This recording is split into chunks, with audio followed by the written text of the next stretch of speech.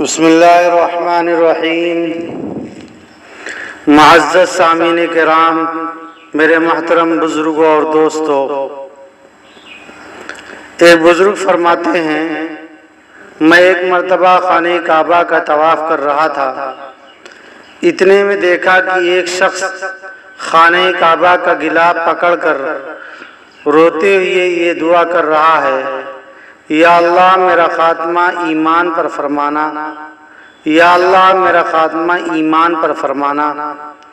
میں نے اس سے کہا، ایسا تو کیوں کہتا ہے؟ اس کے علاوہ اور کوئی دعا کیوں نہیں مانگتا؟ تو کہنے لگا کہ اس میں ایک راز کی بات ہے۔ اس بزرگ نے پوچھا، کیا راز ہے؟ تو کہنے لگا، میرے دو بھائی تھے، بڑا بھائی 40 سال تک اذان دیتا رہا، مگر جب اس کے مرنے کا وقت قریب آیا تو اس نے قرآن کریم منگایا۔ ہم لوگ سمجھے شاید کوئی نصیحت کرے یا برکت کے طور پر مانگ رہا ہے، مگر جب اس کے پاس قرآن کریم لایا گیا تو اس نے سب کو مخاطب کر کے کہا، لوگوں گواہ رہو، میں اس قرآن کریم کو نہیں مانتا۔ پھر اسی حالت میں مر گیا۔ پھر دوسرا بھائی جو 30 سال تک اذان دیتا رہا، جب اس کے مرنے کا وقت قریب آیا تو اس نے بھی یہی کہا، اس لیے میں ڈر رہا ہوں کہیں میرے ساتھ بھی ایسا نہ معاملہ ہو۔ تو بزرگ نے فرمایا کہ ان کے اندر کون سی خرابی تھی جس سے ان کی یہ بری موت ہوئی؟ تو اس نے بتایا، وہ بدنظری کے مریض تھے، عورتوں اور بے ریش بے داڑھی والے لڑکوں کو غلط نگاہوں سے دیکھا کرتے تھے۔ دوسرا واقعہ کتابوں میں لکھا ہے کہ ایک نوجوان تھا جو مسجد میں اذان دیا کرتا تھا۔ ایک مرتبہ اس کی نظر پڑوس میں رہنے والی ایک عیسائی لڑکی پر پڑی۔ پھر کیا تھا، اس پر دل دے بیٹھا، وہ اس سے شادی کا اصرار کرنے لگا، وہ انکار کرتی رہی۔ بالآخر وہ اس شرط پر تیار ہوئی کہ پہلے تم اپنا مذہب چھوڑ کر، اسلام چھوڑ کر عیسائی مذہب اختیار کرو، پھر میں شادی کے لیے تیار ہوں گی۔ چنانچہ وہ اس کے لیے تیار ہو گیا۔ جس دن اس کی شادی تھی، وہ گھر کے چھت پر چڑھا، پیر پھسلا اور وہیں گر کر مؤذن مر گیا۔ لڑکی سے شادی بھی نہیں ہوئی، دین بھی چلا گیا، نہ خدا ہی ملا، نہ وصال صنم، نہ ادھر کے رہے نہ ادھر کے رہے۔ میرے عزیز ساتھیوں، اس سے معلوم ہوا بد نظری اللہ رب العزت کے ہاں ایسا گناہ اور ایسا پاپ ہے کہ جس سے دنیا بھی برباد ہوتی ہے اور آخرت بھی۔ اور کل آخرت میں بد نظری کے مریض کو اللہ رب العزت یہ سزا دیں گے کہ اس کے آنکھ میں سیسا یعنی تانبا پگھلا کر کے ڈالا جائے گا، اور ایک حدیث میں ہے کہ لوہے کی سلاخیں گرم کر کے اس کی آنکھوں میں گھونپا جائے گا۔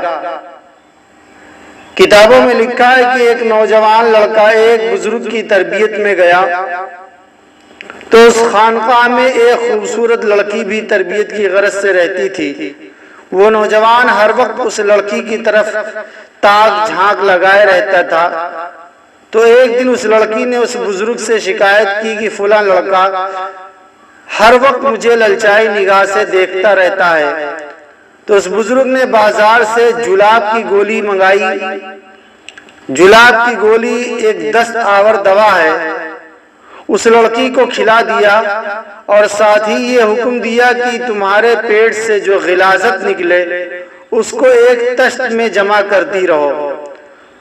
اس گولی کو کھاتے ہی اس لڑکی کو دست آنے شروع ہو گئے۔